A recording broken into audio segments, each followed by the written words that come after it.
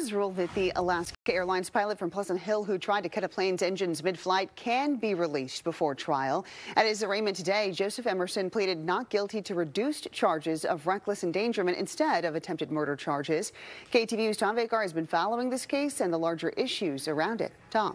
And there are larger issues, but first, pleading not guilty is a formality, but a jury will ultimately make the final decision.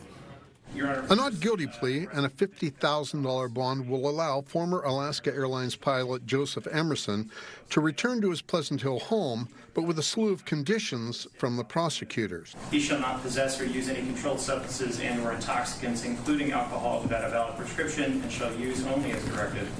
He shall submit to testing for intoxicants as requested by the supervisory authority or its designee, engage in mental health services and sign releases of information as needed to confirm attendance and participation therein, have no contact or be within 30 feet of any operable aircraft. Oregon and federal judges approved the release as Emerson faces up to 84 years in prison for recklessly endangering 84 passengers, but not attempted murder.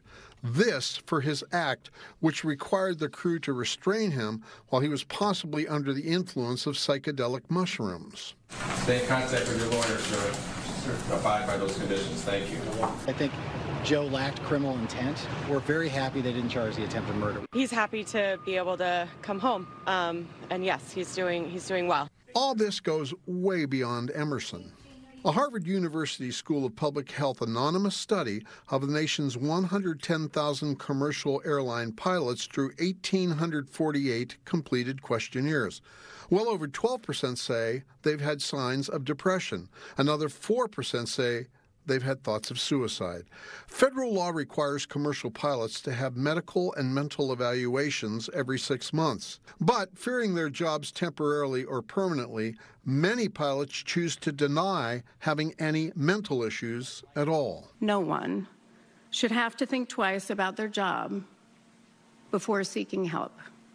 And yet here we are today because that's not currently the case in aviation. It's a hard situation for a lot of people, not just Joe, for the people that were on the airplane, for the pilots, for the flight attendants, and it's unfortunate that it happened, and I'm just glad that he's doing better now.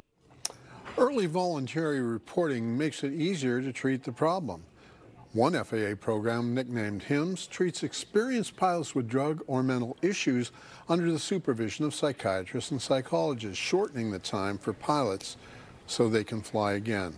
Despite that, successful as it is, many pilots simply will not report. Back to you, Christine. Tom Vakar in our newsroom tonight. Tom, thank you.